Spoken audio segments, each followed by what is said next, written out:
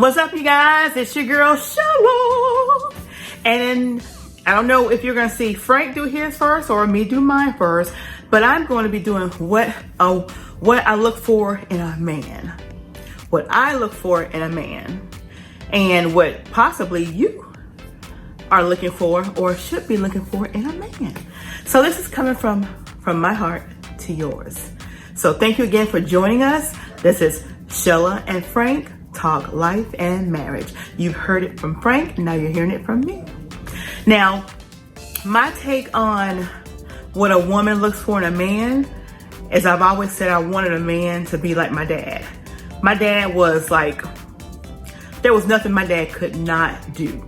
I mean, he could do build a house from the ground up, do electrical wiring, work on American-made cars,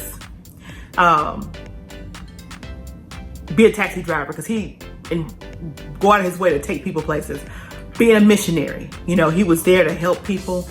So that's what I was looking for in a man.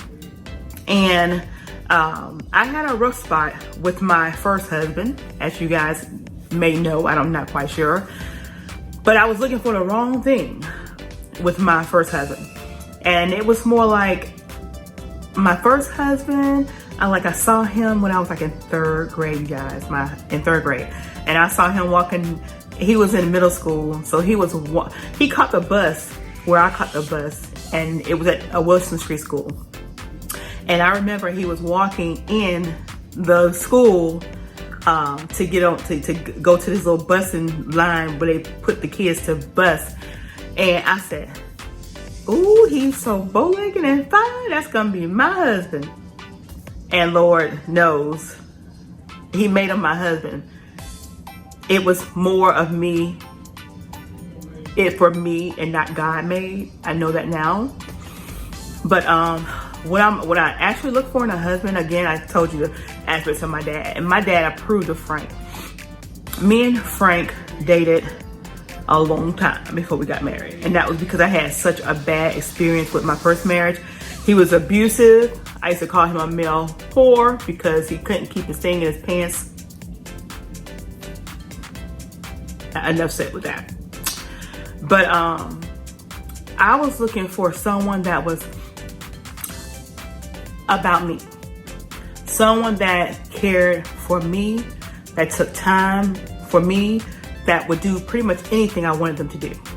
Okay, I was looking for someone that wanted to make that effort. You know what I mean? Not me always being the one to make the effort. You in life want people to show you that they care without you asking for it. You know what I mean? Just to be there, to be presentable, the way they dress. And that's another thing, you guys, because I don't understand how, you know, it's just not me. I wasn't raised that way. I don't understand how a woman can be with a man that has his pants sagging down his butt and gotta walk trying to hold his pants up. I mean, I just can't. I'm sorry. I guess I'm old school. I was raised a certain way, and it's like, that's not presentable. And I don't understand why these young ladies out here today accept it. You know, y'all I may get some hate comments, y'all, but that's just me. Because you know, if you accepted dating, then it's going to be okay. You accepted me that way when we're dating, so why are you trying to change me now? So if you get with that guy and he's busting a sag, as they say, I don't know if that's the same, they say it now, but if he is busting a sag, then you need to get him straight first. You guys get married and then you try and get him straight? No, get him straight first. Let him know this is not acceptable.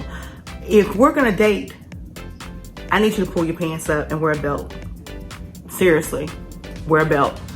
When I was going to school, you couldn't just let your pants hang down. You walk into school and you didn't have a belt on, and y'all know, if y'all from this area, Dr. Smith would have a belt, and if he ran out of belts, he'd have a rope, and he'd tie them pants up with a shoestring. Didn't matter, but you were not gonna be walking around that classroom with your pants falling down.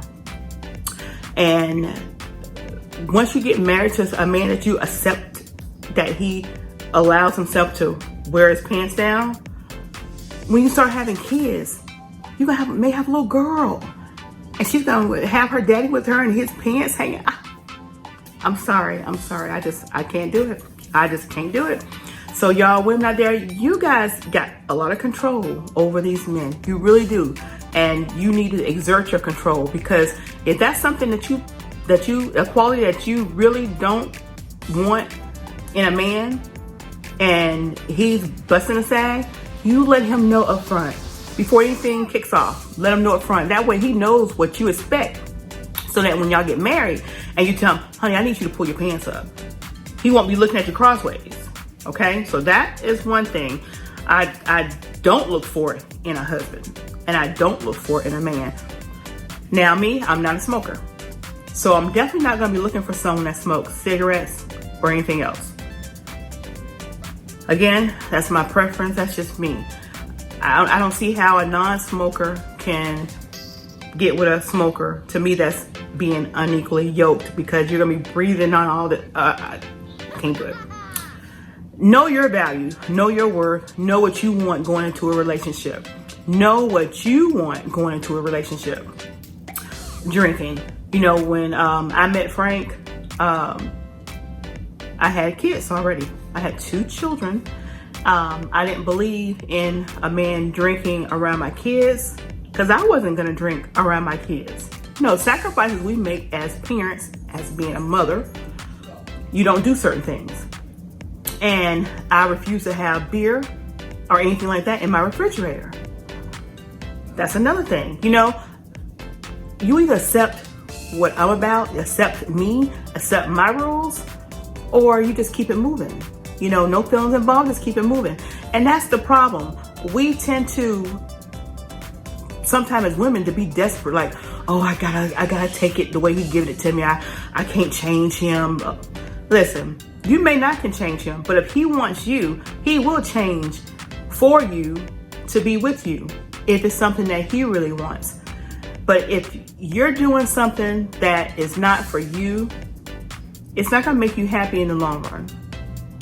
Now, once my kids got grown, they were out of the house, you know, we wanted to have wine coolers or beer or whatever, you know, we have it. But we have a little refrigerator on the patio, and Frank keeps stuff out there. He doesn't even put it in the refrigerator in the house, because again, you know, who wants to open up a refrigerator just full of beer, wine, all that kind of stuff? It's nothing personal, you know, but at the time I was so used to my kids being home, but now they're grown, they live in their own life, you know, they do what they want to do. So I talked about the busting the sag, I talked about the smoking, talked about the drinking. Let's see what else. Be with someone that is consistent, you know. Be with someone that loves the Lord. Don't get with anyone that is unequally yoked from you, because that's going to cause problems. Don't get with someone that's violent, you know, that has a violent tendency, that has issues to where you just pins and needles all the time, because that's not healthy for you. That's very stressful for you. Don't do that. Get with someone that you can be yourself with, that y'all can laugh and joke. If you want to pass gas, you pass gas, okay? And nothing said. If you poop and you in the bathroom, get the door open and you're pooping, okay? Or if your spouse come in the bathroom while you're using it. Now, I do have to say this. I don't like nobody in the bathroom when I'm in the bathroom, okay? Pooping. Now, if you come down peeing, okay. But give me my space when I'm pooping, because you know what? That's what it is. So if I want to be in the bathroom and my door is open in the bathroom, then that's my time in the bathroom. When I was younger, I used to read a newspaper. I don't know if anybody do that now, but when I was younger, I used to read newspapers in order to use the bathroom. I don't do that anymore. But you know, you gotta be yourself. You gotta be natural. Excuse me. When I say you gotta be yourself and you gotta be natural, I mean, don't pretend to be somebody you're not. You know, me, myself, if I'm with a guy, I want them to know me. And I'm not knocking you women out there that wear makeup. You know, I wear lipstick. I may put my eyeliner on, but that's as far as it is with my face. Because in the daytime or at nighttime, my husband's gonna see the true me. He's not gonna see something that's made up, something that's fake. I've seen women out there that have so much makeup on their face, I don't even recognize them when they don't have makeup on. And that's like put a mask on. If you gotta put a mask on, what are you trying to cover up? What are you trying to hide? Be natural. Be as natural as you can be. You know, I've gone natural with my hair and I'm loving it. Not everybody wants to go natural. That's fine. That to each their own. But at the end of the day, your husband or your significant other or your friend, your boyfriend, whoever you're trying to woo, if you want to dress up, you know, make up your face and have a special moment, that's for a special occasion. Then that is nice, because then your husband like, woo, you're wowing them. But then if every day, every second of the day, your face is a mask, and then that's all they see, it's not the true you. So me personally, that's just the way I feel. I don't know if anybody else feel that way, because I know there's a lot of people out there that don't wear makeup like that, but for the one, or occasionally wear it. And if I was going to be on TV, you know, do something for the camera, yes, I would put not no foundation now, because I can't. It's like I can't breathe. But that's me personally. I just can't put nothing on my face like that. I would do eyelashes. I would do eyeliner. I would do my lipstick, and I'm still basic. That's me. But at the end of the day, when I take all that off, my husband or my boyfriend or my friend or my boyfriend or whoever I'm with is gonna still see me. I was watching this little clip, and this man and this woman, she moved in with him, and it was to be a funny couple skit. And the lady was in the kitchen the next morning making breakfast. So the guy comes out of the bedroom and he goes in the kitchen and he's like, "What you doing in my house? Who is this? What are you doing?" I mean, he didn't even recognize her because she had taken her mask off, which was her makeup. Now, you get to the point where if you have so much makeup on your face that when you take it off, you're not recognizable, something's wrong. There's a problem. That man should not expect to see you with all that stuff on. And this goes back to even the way you dress. You know, be respectable in the way you dress. You know, of course, when you're dating and you're young and stuff, you know, you wear promiscuous stuff because, hey, it is what it is. But just like you don't want the man to bust a sag, then make sure that you don't want the man doesn't want his woman to wear a miniskirt all up her butt and y'all going out to the church. I've seen women with their boyfriends or friends, and they're in the church and their skirts are so short you can see probably their inner thighs if they sat down.